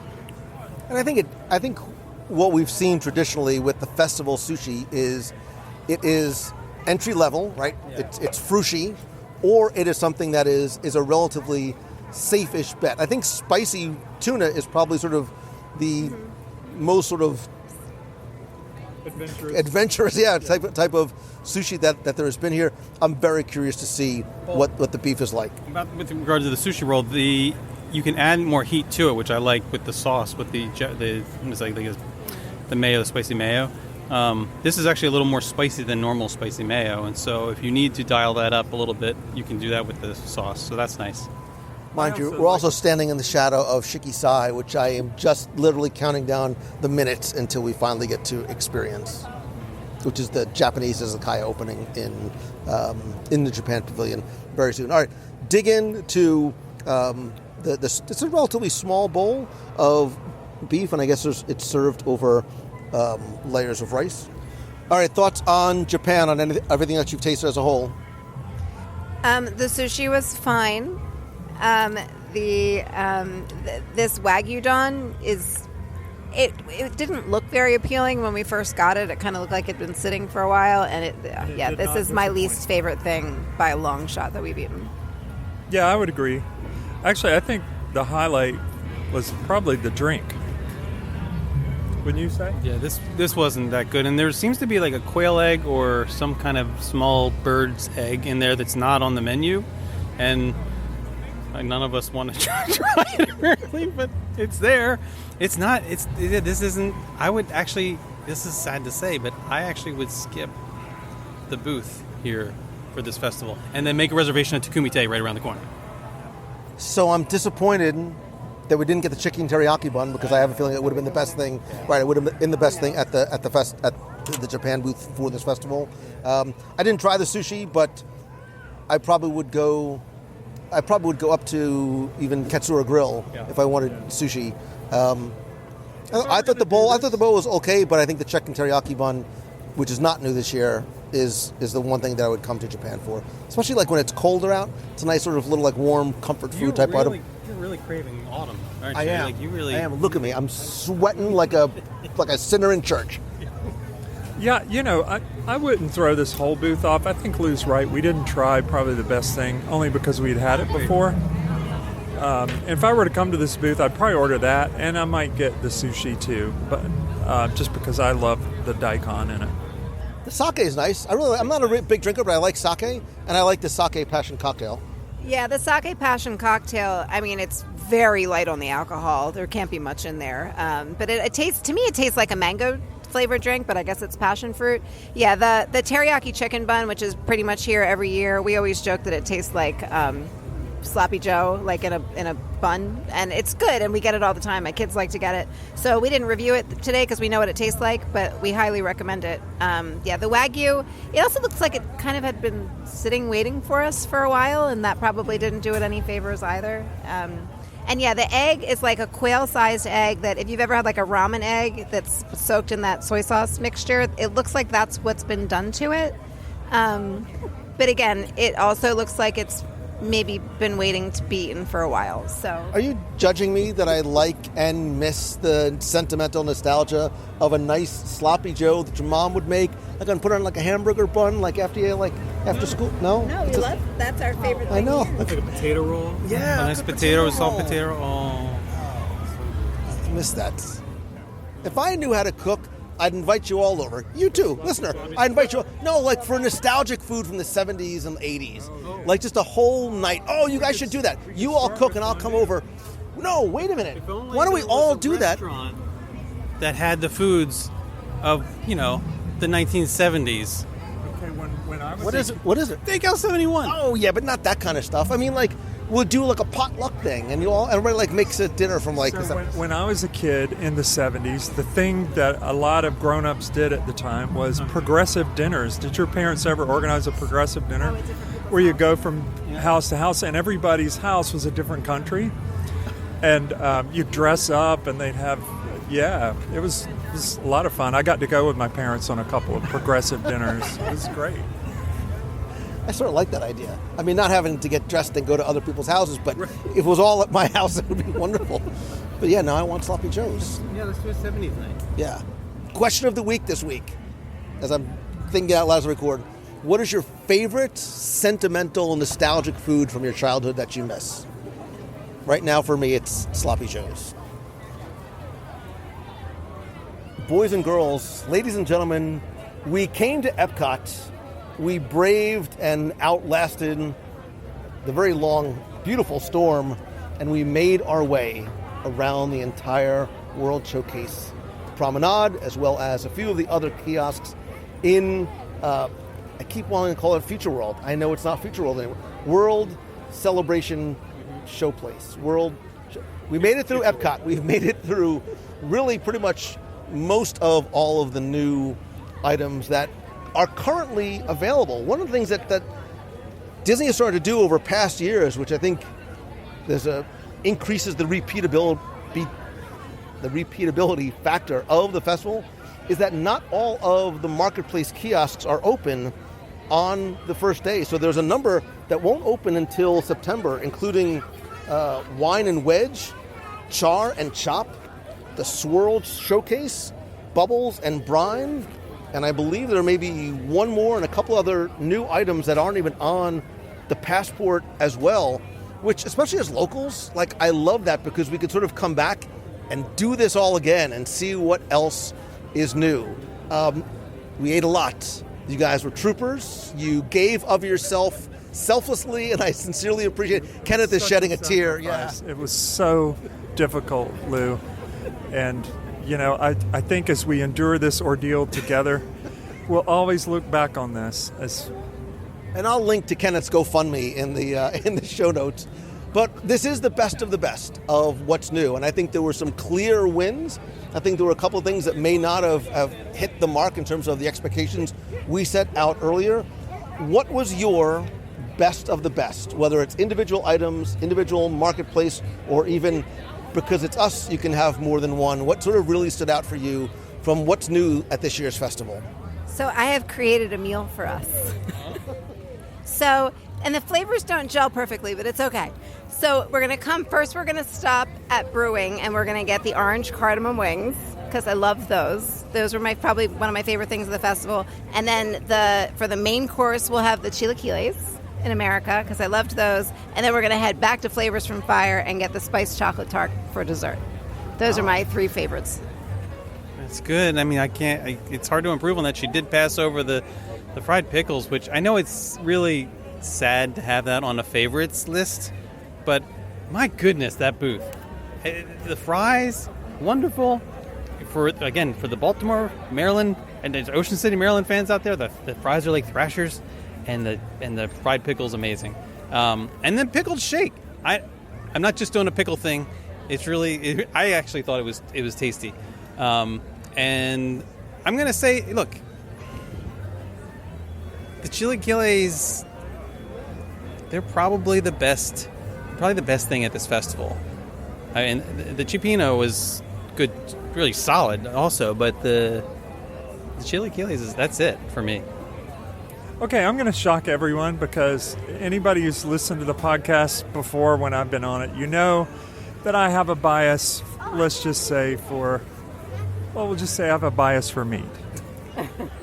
But my favorite flavor of the day had no meat in it, and it was the samosa at the India Pavilion. So big surprise on both counts, both the pavilion and the flavor. But I would also say, and this is really contrarian, but the chocolate tart was not my favorite dessert either. It was the carrot cake. I think the carrot cake just blew my mind. It was great. I'm sort of like, I've been back and forth in my mind on this, because all the things you mentioned I agree with. I think far and away, and listen, I give credit where it's due. I think the 180-degree turnaround that the America Pavilion has had is remarkable. I really enjoyed everything at Flavors of America. You know, I think I would go back and order everything there. I mean, maybe the beef sandwich. If I had to rank it, it's the chilaquiles, the cipino, the carrot cake, and then the beef sandwich. But as we said, I would come back and be happy just going there. I love the fried pickles. I think you're right. I think the carrot cake may have been the best dessert.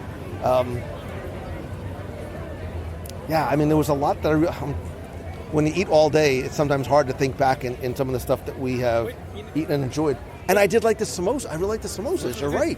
What stands out, what's amazing is that the Flavors of America, we hit that at the end, towards the end. It was still it's like still the standout, still the best, which is a lot when you think of all the food that we ate leading up to that point. If we had that first, I think we would have just called it a day. I think we would have just stopped. You can't improve upon it. I will say this. I still think the best dessert, and maybe I might be jumping ahead, but it doesn't matter. It's me. The best dessert, I think, still of the festival is the Lamington cake in Australia. Where's that? In Australia. Okay. We'll walk by if you want. Ken just got excited.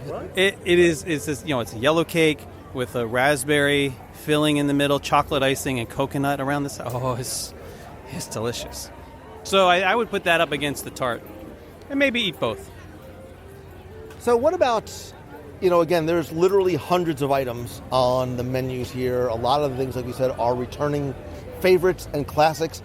Is there anything that just either you saw as you went through the book, as we walked through the promenade, or just as a local, you say to yourself, I'm going to go back one day because I just love having X? What is maybe a returning favorite that's on here that you'd look forward to coming back to that we didn't touch on today?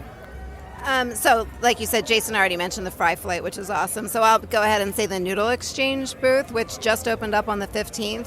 I know they've tweaked some of their stuff, so I'm excited to see what they've done with it. But it's such a people-pleaser booth because all the different soups and ramens, I know they've switched out some of the pho that they had last year for a ramen dish.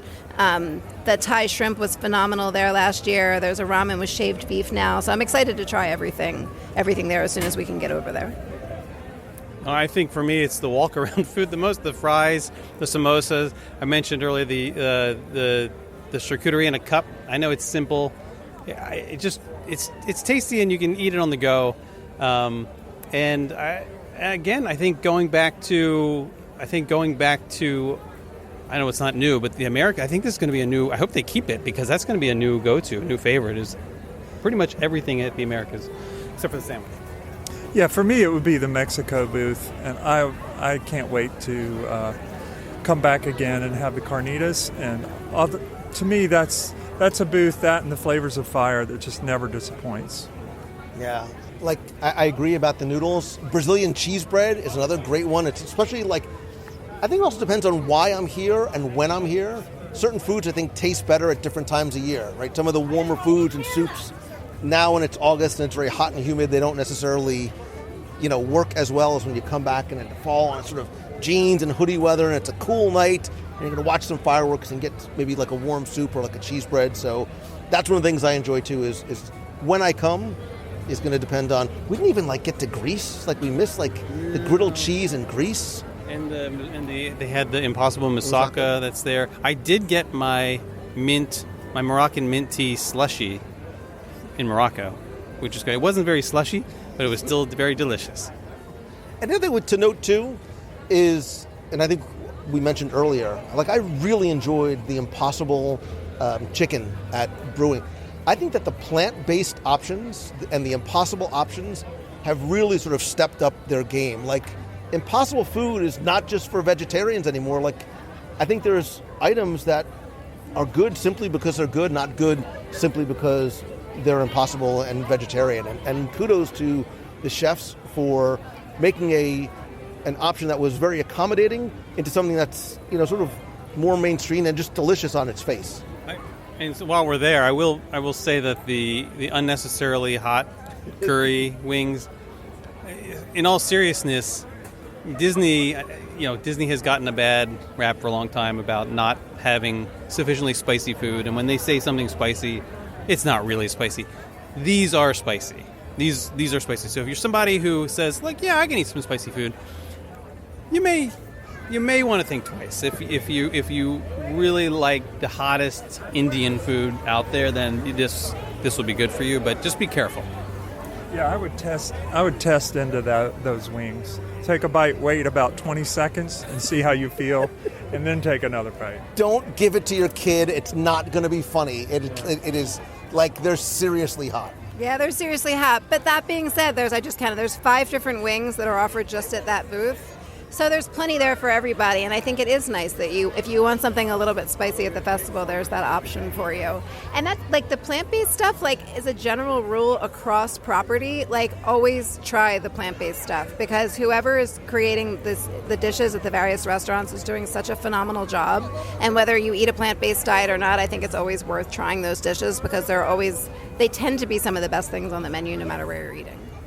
And I think the thing for me that I've really sort of picked up on the festivals is there's such an element of fun. Like, however you festival, like whether it's us and it's a group of friends getting together to eat around the world, whether you're here to shop, to do the Eat to the Beat concert series, if you're here for the merch, the Emil's fromage montage, the scavenger hunt, like there's things now that you can do individually, you can do as a group, you can do as family, you can do with kids. And I think the festival, especially coming from some of those early years where it really was geared towards adults coming for a food and wine experience, it really has evolved into something that is more experiential than simply culinary based. So even if you're not a big foodie, there's a lot of reasons to come to the festival, and I think come back to the festival. And then when you're done doing that and you're like, I need more Disney, you need to go to herewiththemagic.com, because there you're going to find all sorts of things, videos and podcasts.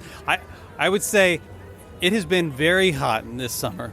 And wherever you are, if you need a little taste of the Magic Kingdom, head over to youtube.com/herewiththemagic and check out the Choose Your Own Adventure videos. You can also go to herewiththemagic.com/adventure to do it. And for those of you listening to the podcast, which is all of you, you can find the Soundscapes by Here with the Magic podcast right there where you're listening to this. I like to put the videos on, but I put a little fan on in front of me so I feel like I'm experiencing Magic Kingdom, but getting a little air conditioning along the way. I have to say, I'm local, and I can go to the Magic Kingdom anytime I want, but I love the Choose Your Own Adventure things. I watch those all the time. I think they're great. Put them up on the big projection TV, and and you can you can open the doors if you want the humidity experience. You can just open the doors and feel it. But it's a nice treat. What you have, Kenneth has to tell us about the cat, the Instagram cat account. That's what he's not plugging, and he should be plugging. Marbly Cat. I'm not sure how many posts my wife has done on Marbly Cat, but I think it's still up. And they're funny. I think it's still up. They're really good. What's it called? Marbly Cat. I think it's at Marbly Cat. Yeah, well, I'll find it. I'll link to it in the show notes. Make sure you stop what you're doing and go to the show notes. Marley, our cat, over the summer took a vacation to Long Island, New York. So you'll probably see some sailing posts on there where the cat is sailing. It should be fun. Yeah. I'm just waiting for the Marbly TikTok. Really, that's really what I want to indulge in. And of course, Lisa Donato Glasser is still over at thecastlerun.com. Yeah, so I'm over at thecastlerun.com and the Castle Runner on Instagram. Years ago, we kind of lifted up our life and moved it from Wall Street to Walt Disney World, and we chronicle our adventures over there. I'm also very active in the running community and Run Disney, and you can find a lot of information there. I'm also almost formally, which is so crazy to say, the owner of Core Memory Candles, which is a candle shop that has Disney-inspired scents that I've been running for the last 5 years. For various, personal reasons and beyond, I've decided to sort of quiet that down after this month. So we're quietly, sadly closing the doors on that, but that's very much a part of my month right now. Well, I will link to all of that and also post some photos from our adventure and journey today. Lisa, Kenneth, and Jason, thank you again so very much for joining me. And obviously we need to come back in just a few weeks and see what's even newer among what's new at the festival. Deal. It's a deal. Thank you, Lou. Thank you so much. Such a long walk back to the car. I just need a little nap. We say this every year. We need a little sort of air-conditioned nap location. Like a is it the Australia booth where that dessert is? Yeah. Let's try that. Hungry. I'm still eating. I'm literally can I undo my belt a little bit without security coming by? Ken's like, let's just keep eating. Training, my friend. That's the secret. And Kenneth, just so you know, is not 712 pounds. You are like an Adonis, and I don't know how you do it. It's, the difference between an amateur and a professional. Why are you looking at me like that?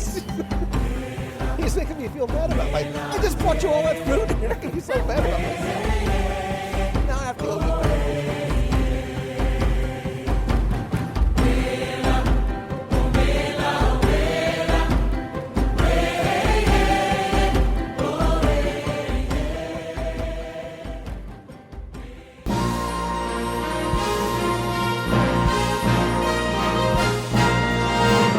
It's time for our Walt Disney World Trivia Question of the Week. I got my start writing my very first trivia book back in 2004, and I love being able to share history and details with you and also challenge you to see how much you know or remember, and then pay it forward and tell and amaze or bore your friends when you take them to the parks. And this week's trivia contest is once again brought to you by you, because as part of the WDW Radio Nation, you help bring every episode of the show to life, all the live broadcasts. They're all thanks to you. And you can find out how you can help the show for as little as $1 per month, and also get exclusive rewards every month, like scavenger hunts, trivia quests. We do a group video call every month, get access to our private Facebook group.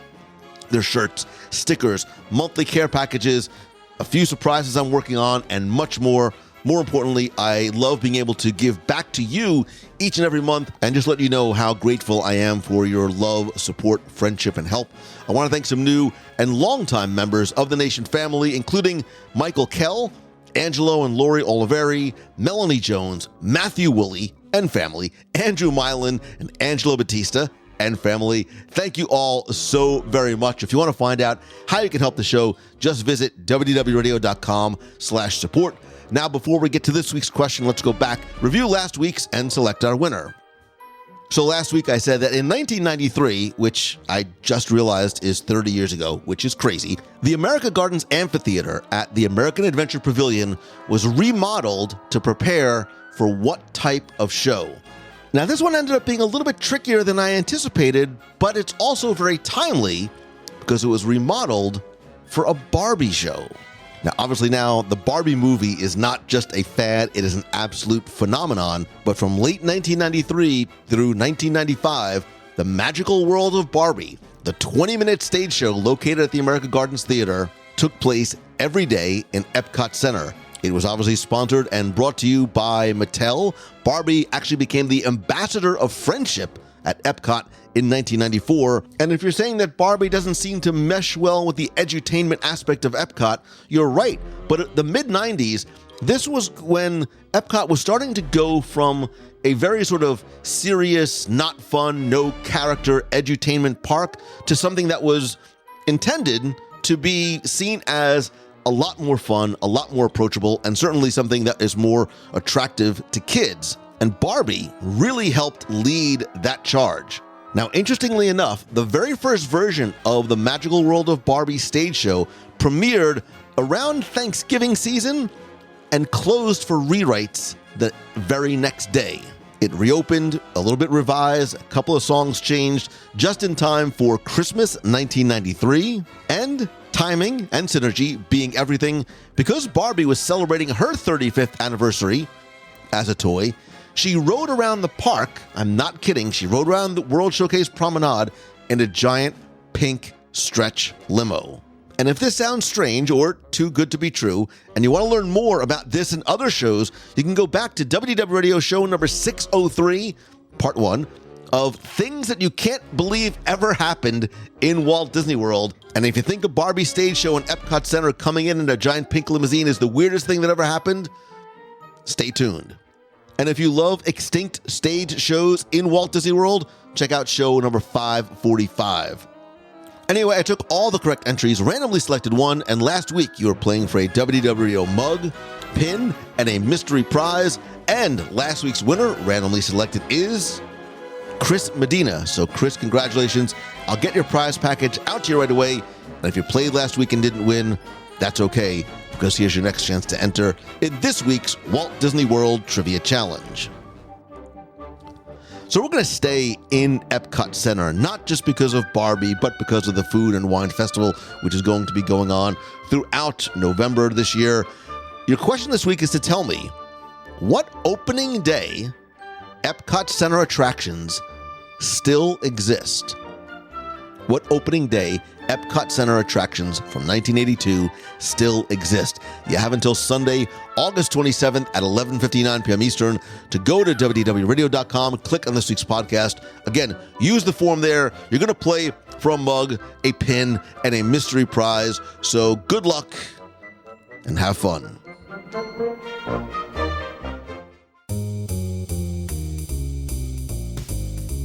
That's going to do it for this week's show. Thank you for virtually touring the EPCOT International Food and Wine Festival with us. I'd love to hear from you what you are most looking forward to eating. What is your favorite new item? What's your favorite classic item, or what you love most about this or any of the festivals in EPCOT? Come be part of the community and conversation over in the WDW Radio Clubhouse on Facebook at wdwradio.com/clubhouse. Also, please like the WDW Radio page on Facebook at facebook.com/WDW Radio and turn on notifications so you don't miss a thing, including our Wednesday night WDW Radio live show every Wednesday, 7:30 p.m. Eastern, where we talk not just about this week's podcast, but what's new and news in the world of Disney, Marvel, and Star Wars. There's games, contests, call-ins, and special guests. More importantly, it's a great way for us to get together as a community, as a family, each and every week. Speaking of getting together and connecting, I am at Lou Mongello on Instagram, X, Facebook, LinkedIn, and Threads. You can email me, lou@wdwradio.com. If you have a question, call the voicemail at 407-900-9391. That's 407-900-WDW1, and I'll play your voicemail on the air. And of course, nothing beats a handshake and a hug, so check out our events page at wdwradio.com/events for information about our next Meet of the Month. Thanks to everybody who came out this past weekend to our Meet of the Month at the Brewing Labs at the Odyssey Center in EPCOT. It was so great to see so many familiar faces, meet so many new friends and members of the WDW Radio family. Enjoy some chicken wings, pickle milkshakes, and air conditioning. Stay tuned for information about our next Meet of the Month in Walt Disney World. And this week, I'm going to be in Denver for a conference, and I'm looking to possibly do an on-the-road meetup at the Gaylord Rockies Resort and Convention Center. If I'm able to make that happen, I will post not only on the events page, but on Facebook, and I'll share on my Instagram stories as well. And speaking of events, we only have 4 seats left for my Momentum Weekend Workshop in Walt Disney World, September 29th through October 1st, which will help you launch, grow, and monetize your business and brand. It is 3 days, 1 room, 50 attendees, 20 sessions of practical and tactical lessons and strategies that you're going to learn and use and implement right there in interactive workshops. There's also great networking opportunities as well. And because I want to try and help you turn what you love into what you do, you can use code UNLOCK100 at checkout to save $100 off your ticket. If you have any questions, not sure if Momentum is right for you, just email me, lou@wdwradio.com. And to learn more about how I might be able to help you through one-on-one coaching in my mastermind group, which is forming in October, or by coming to speak to your conference, event, business, or school, you can visit loumongello.com. Thanks as always to my partner and sponsor and friends over at Mousefan Travel for all of your vacation planning needs. Visit mousefantravel.com. They are a fee-free travel service. It's who I recommend because it's who I use, and more importantly, who I trust. And finally, my friend, and you are my friend, whether we have met yet or not, all I ask is that if you like the show, please help spread the word. Invite your friends to listen and subscribe, or share a link to this or your favorite episode on social. Tag me at Lou Mongello. I will like it, I will follow, and I will reshare. Finally, most important, thank you. I sincerely love and appreciate you. I am grateful to and for you every day. If there's some way that I can help you, please reach out and let me know. Always choose the good, be kind, be compassionate, and create a ripple of positivity. I hope that this is your best week ever. So until next time, see ya. Hey, Lou, this is Jeff Richardson, Brookhaven, Mississippi. I haven't called in a while, but I've been listening. But I had to call after your episode regarding where you'd like to spend the night in Walt Disney World. My daughters and I, when we're on dark rides or any other ride, we'll point at something and we'll just say $1,000 a night. It means we could sleep there and have a great time. I thought my number one choice was going to make it through the end of the show, and then Tim caught it right at the end, but it's the farmhouse in Living with the Land. I love that one. I would love to hang out in the living room with the family as they're watching TV in Spaceship Earth. And there are also several little places I would love to stay inside of Splash Mountain. So we think about this all the time. That is now my number one favorite episode. Thanks, Lou, for all you do. I'm coming to Wine and Dine half marathon, and I'll be wearing my WDW Radio running shirt. Have a great day. Hey, Lou. Big fan of the show. Jason here from Texas. I felt compelled to call in because ever since I was a kid, I think that I have always wanted to sleep on the Living on the Land ride. You know, when you're coming around that turn there's a pasture, there's like bison, some things popping out of the ground, dog barking, that house right there where if you craned your neck up, you could look at the restaurant there. That house looks like an amazing place to crash. So I would like to stay in that house. And in the immortal words of Jim Corcus, if I don't see you in the future, I'll see you in the pasture. Bye. Keep up the good work, Lou. Hey, Lou. It's Dawn Lee from Hickory Creek, Texas. And I had such a great time listening to you and Tim talk about places you'd like to spend the night in Disney World. And I gotta say, mine isn't available year-round, but I think it would be amazing to get to spend the night in the gingerbread house in the Grand Floridian. It seems big enough, and if I really didn't want to spend the whole night surrounded by ginger, I could just go to the desk and get a room. Anyway, I hope you have a great day. Hi, this is Heather. I'm calling from Destin, Florida, and this is in response to where would you stay at Disney? That's not a resort. So, going way back on the backlot tour, when the Golden Girls house was still there, if I could go back and stay in that house, and let's imagine it's the real house, not just the set, that's where I would go. Have a great one.